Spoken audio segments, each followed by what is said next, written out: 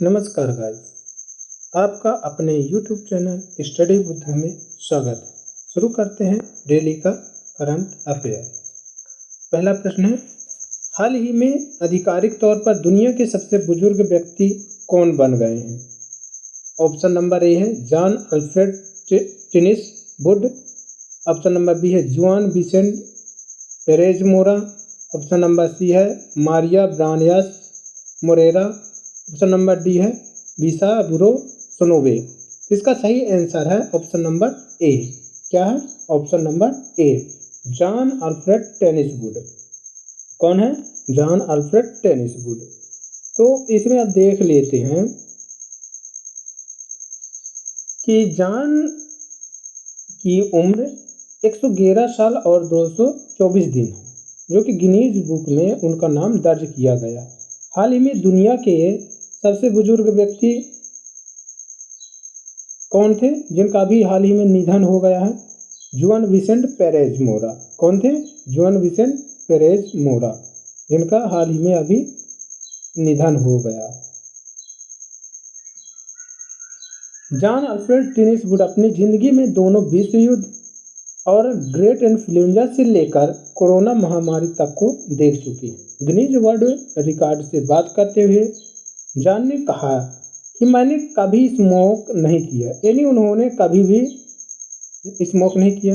जबकि महिलाओं में ये रिकॉर्ड स्पेन की जो है मारिया ब्रानियास मोरेरा के पास है, जिनकी उम्र 117 साल है।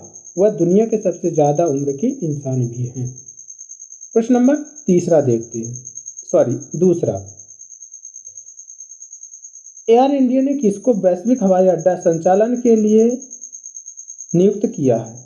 संचालन के लिए प्रमुख के रूप में नियुक्त किया। ऑप्शन नंबर ए है Jayaraj Shanmugam. Option number B है Meenakshi Malik. Option number C है Ajay Singh. Option number D है चंद्रशेखरन। इसका सही आंसर है option number A, Jayaraj Shanmugam. ये जो आपको चित्र में दिखाई दे रहे हैं यही है जयराज षणमुगम। इसकी उम्मीदें और लक्ष्य क्या है कि इनके जो नियुक्त किया गया, इनके नियुक्ति से क्या उम्मीद है और लक्ष्य है कि उनकी नियुक्ति से एयर इंडिया के हवाई अड्डे के संचालन में उल्लेखनीय वृद्धि होगी और बिहान एआई परिवर्तन में की यात्रा में मील के पत्थर हासिल करने का मार्ग प्रशस्त होने की उम्मीद है। एयर इंडिया को देख लेते हैं। तो एयर इंडिया की स्थापना 30 मार्च 2007 को हुई थी, जिसके संस्थापक कौन थे? JRD टाटा थे और इसका मुख्यालय नई दिल्ली में है। और इसके वर्तमान में अध्यक्ष कौन है? एन चंद्रशेखरन है। और इसके MD एंड CEO कौन है? Campbell Wilson. प्रश्न नंबर 3 देखते हैं, हाल ही में विश्व होम्योपैथिक दिवस कब मनाया गया? तो इसका ऑप्शन नंबर है 7 अप्रैल। ऑप्शन नंबर बी है 8 अप्रैल। ऑप्शन नंबर सी है 9 अप्रैल। ऑप्शन नंबर डी है 10 अप्रैल। तो इसका सही आंसर है ऑप्शन नंबर डी, 10 अप्रैल। 10 अप्रैल को हाल ही में होम्योपैथिक दिवस मनाया गया। और 2024 के होम्योपैथिक दिवस की थीम क्या रही है? होम्यो परिवार एक स्वस्थ परिवार। होम्यो परिवार एक स्वस्थ परिवार।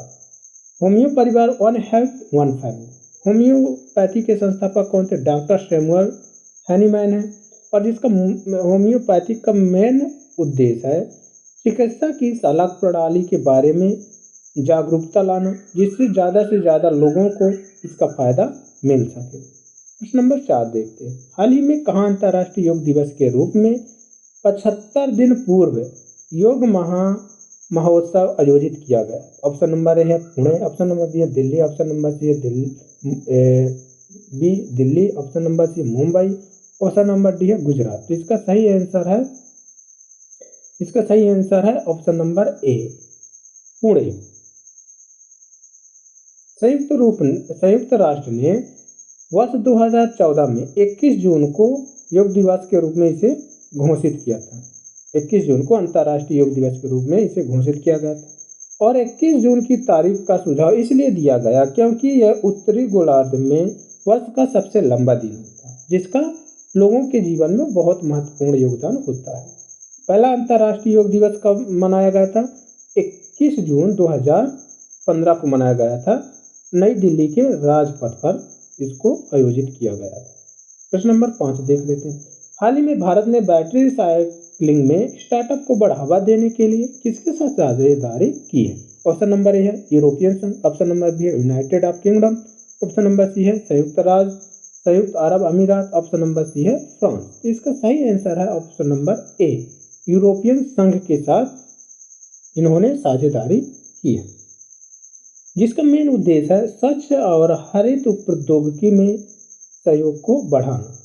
और अभिरुचि पत्र प्रस्तुत करने की अंतिम तिथि क्या है? 30 अप्रैल। प्रश्न नंबर 6 देखते हैं, हाल ही में कौन अफ्रीका की सबसे लंबी दौड़ लगाने वाले पहले व्यक्ति बन गए हैं? कौन से सबसे लंबी दौड़ लगाने वाले पहले व्यक्ति बने? ऑप्शन नंबर है रस कुक, जिन्हें हार्डेस्ट गीजर भी कहा जाता है, और ऑप्शन नंबर बी है जेस्पर केन आल्सन, ऑप्शन नंबर सी है Paul target, option number D है पिस्टोरियस। तो इसका सही आंसर है ऑप्शन नंबर ए, रस कुक, जिन्हें हॉस्टेस गीजर के नाम से भी जाना जाता है। ये हैं आपके कुक। अब कुक के बारे में थोड़ा समझ लेते हैं। जो कुक हैं 352 दिन से अधिक का समय लगा है कुक को यात्रा करने में, 352 दिन से अधिक का समय लगा है। इन्होंने अपनी यात्रा के दौरान 10,000 मील से अधिक की दूरी को तय किया है, और जो 16 देशों से होकर ये गुजर चुके हैं। कुक ने 22 अप्रैल 2023 को दक्षिण अफ्रीका के सबसे दक्षिणी बिंदु से चले थे और ट्यूनीशिया के सबसे उत्तरी बिंदु रॉस एंजेला तक पहुंच गए।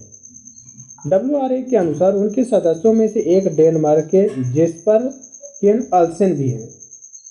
जेस्पर केन आल्सन अपनी विश्व दौड़ चुनौती के दौरान पूरे अफ्रीका में दौड़ने वाले हुए पहले व्यक्ति थे। आल्सन ने 28 दिसंबर 2008 को तांबा मिस्र में अपनी चुनौती शुरू की और दक्षिण अफ्रीका की केप ऑफ गुड होप तक 7,948 मील की दूरी तय की, जो किलोमीटर में 12,787 किलोमीटर होती है। दौड़कर 2010 में अपनी पूरी यात्रा को पूरा किया। WRA क्या है? वर्तमान अध्यक्ष कौन है? फिल एसम। प्रश्न नंबर 7 देखते हैं, हाल ही में इसरो के स्टार्ट कार्यक्रम के लिए नोडल केंद्र के रूप में किसे नामित किया गया? ऑप्शन नंबर ए है गुज कॉस्ट, ऑप्शन नंबर डी है इंकोस्पार, ऑप्शन नंबर सी है NARL, ऑप्शन नंबर डी है सैटकॉम। तो इसका सही आंसर है ऑप्शन नंबर ए, गुज कॉस्ट। इसको देखते हैं, तो गुज कॉस्ट जो है ज्ञान प्रसार के लिए केंद्रीय केंद्र के रूप में कार्य करते हुए लाइव कक्षाएं आयोजित करेगा, जिसके 4 विज्ञान केंद्र हैं राजकोट, पठान, भावनगर और भुज में स्थापित किए गए। प्रश्न नंबर 8 देखते हैं, हाल ही में क्ले कोर्ट पर मास्टर्स 1000 टूर्नामेंट में मैच जीतने वाले पहले भारतीय कौन बन गया? ऑप्शन नंबर है विजय अमृत राज, ऑप्शन नंबर बी है Ramesh Krishnan, option number C है Holger Rune, option number D Sumit Nagal. तो इसका सही आंसर है option number D, Sumit Nagal. ये आपको चित्र में दिखाई दे रहे हैं, यही कौन है? सुमित नागल। अब इनके बारे में थोड़ा देख लेते हैं। मोंटे कार्लो मास्टर्स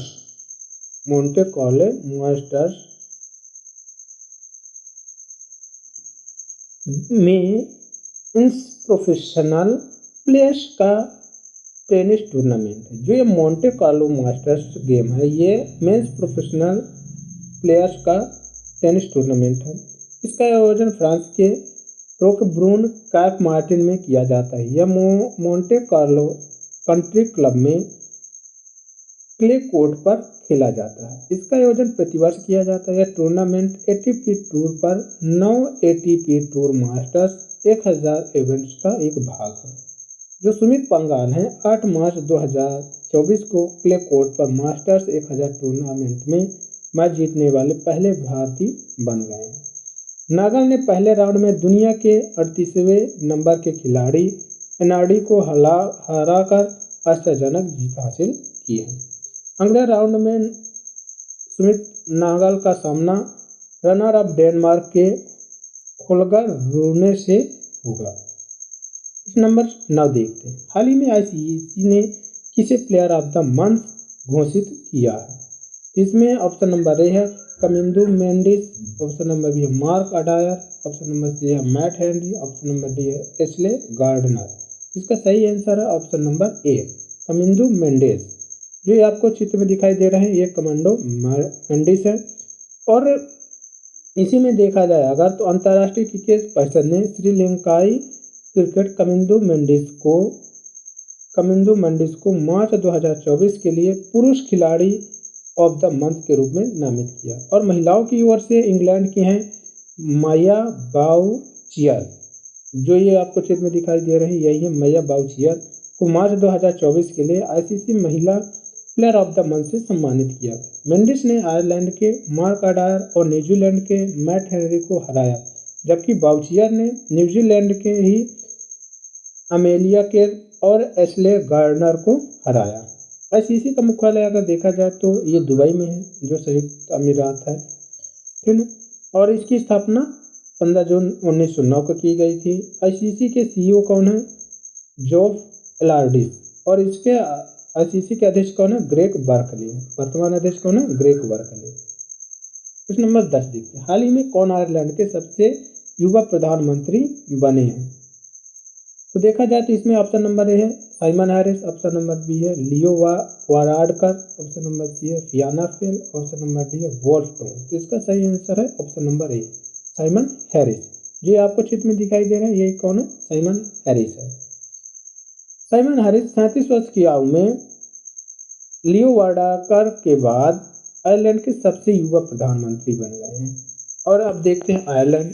तो आयरलैंड की राजधानी क्या है? डबलिन, जिसकी स्थापना 21 जनवरी 1919 को हुई थी। और इसके वर्तमान अध्यक्ष कौन? Michael D Higgins. और इसके तो पीएम साइमन हैरिस बन ही गए। प्रश्न नंबर 11 देखते हैं। हाल ही में राष्ट्रीय महिला हॉकी लीग 2024-25 का उद्घाटन कहाँ हुआ? Option number A Bhopal, option number B है चंडीगढ़, ऑप्शन नंबर सी है रांची, ऑप्शन नंबर डी है मुंबई। इसका सही आंसर है option number C Ranchi. Ranchi में अभी राष्ट्रीय महिला हॉकी लीग 2024 का उद्घाटन किया गया। 30 अप्रैल से 9 मई तक रांची में आयोजित होने वाली यह लीग देश की शीर्ष महिला हॉकी प्रतिभा का एक रोमांचक प्रदर्शन होने का वादा करती है।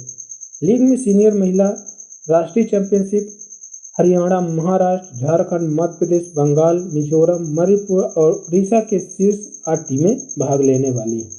हॉकी इंडिया के महासचिव भोलानाथ सिंह ने कहा है कि यह लीग न केवल विशिष्ट प्रतिस्पर्धा के लिए है एक मंच प्रदान करेगी, बल्कि युवा लड़कियों को हॉकी के प्रति अपने जुनून को आगे बढ़ाने के लिए प्रेरित भी करेगी।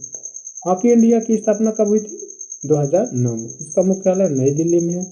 और इसके हॉकी इंडिया के वर्तमान अध्यक्ष हैं दिलीप तिर्की जी हैं। और इसके महासचिव भोलानाथ सिंह हैं। और महिला कोच कौन है? जिनेके सोपमैन। ये रहा आज का वीडियो। यदि दोस्तों आपको अच्छा लगे तो इसे लाइक, सब्सक्राइब एवं शेयर करने के साथ साथ कमेंट जरूर करें। Thanks watching this video.